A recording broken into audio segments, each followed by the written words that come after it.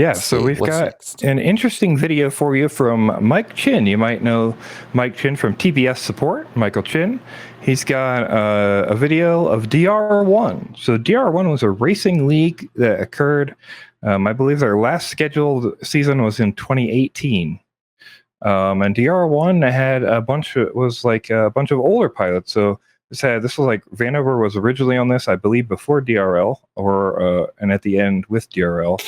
And there's a bunch of other people on here like Johnny Shearer, and there's Jesse Perkins, and all kinds of people who were in some of these series. So we wanted to tell you about DR1, but we were bringing this to you specifically because we've got a video that Mike Chin posted from DR1. This is a Tiny Whoop race that happened. People call me the creator of the Tiny Whoop. And they finally released a video for it. It's not final audio, but it is. It's not much. For Team Airhawks, Johnny FPV. Now you guys can watch this. Sorry, I was about to say, you guys can watch this. It's linked down in the video description. Johnny Shearer, Team Airhogs. Team Airhogs! Like one of the most prominent, popular FPV pilots in the world today. Team Airhogs! I'm sorry, I can't that just cracks me up. Full time. And Mike Chin Schiller. I compete for myself 100%. I always had to be the best.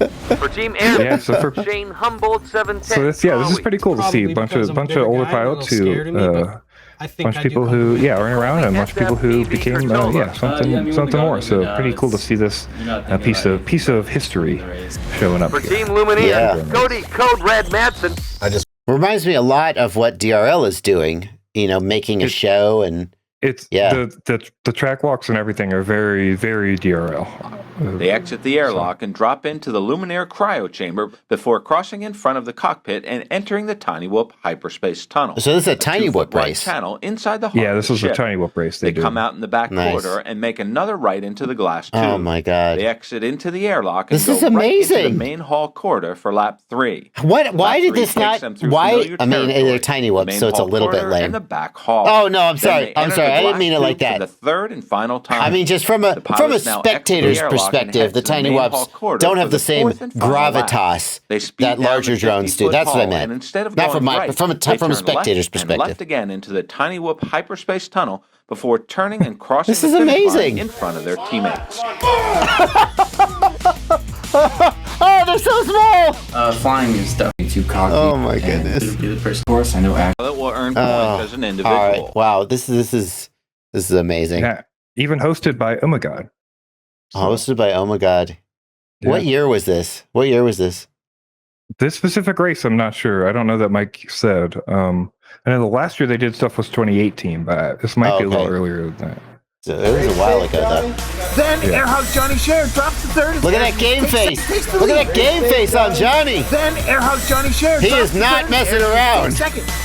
Oh my God, he's going so fast. Like Mike Chin He's going so slow and you can't see a gosh darn thing. says that Airhogs might have a chance. I wonder why he crashed. Share with a suicide crunch into the bulkhead. How the mighty have literally fallen.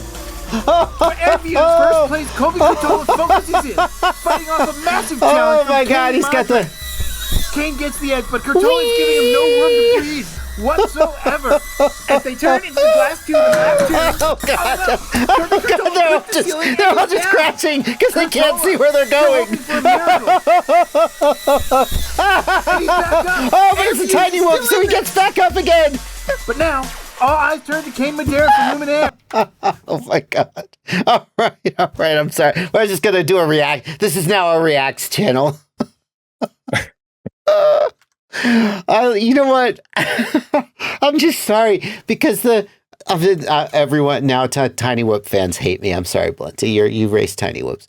It's just we've got all this music and this cameras, and then the Tiny Whoop comes like just wee.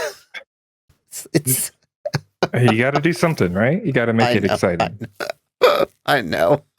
Oh gosh, that's great though. I want to watch that whole thing just to see all those guys from way back in the day racing. And here's what I sincerely wonder, Blunty. Like, that's quality content that a lot of work got put into. Where is it?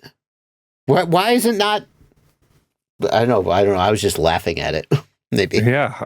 I mean, that's maybe part of it. It's hard to say, but like, I don't know how many of the people that you in chat even know what DCL is. You know what I mean? Like it's like, yeah, I bet there's a lot of stuff like that. Where who's heard of drone soccer?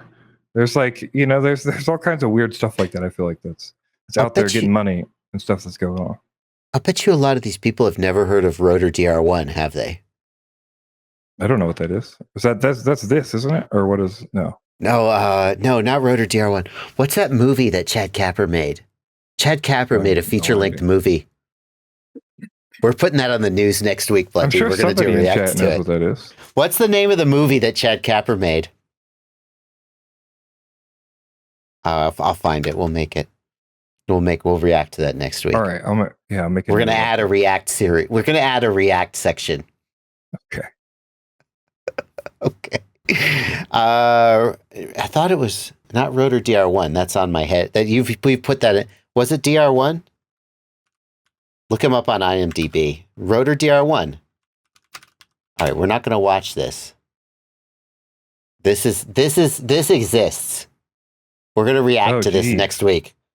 In a post-apocalyptic... Here, wait. Let me do my movie announcer voice. In a post-apocalyptic world where half the population is dead or missing, and the sky is full of autonomous drones, a 16-year-old boy named Kitch sets out to find his father, joined by DR1, his drone companion. Well, that actually kind of... I expected it to hit harder at the end. That's a worse plot than I thought it was going to be. But you know that's Christian Kapper, Chad's son. Yeah. Chad said, I learned something from making this movie. And that is that before you make a movie, you have to ask yourself, does anyone want to watch this? It's a great question to ask. Said I had this idea for a movie, and I put all this work into raising money and making the movie, and I thought it was a great movie, and it turned out no one wanted to watch it. Yeah. Okay, we'll check that out next week. I mean, it's a thing. Okay, all right, continuing.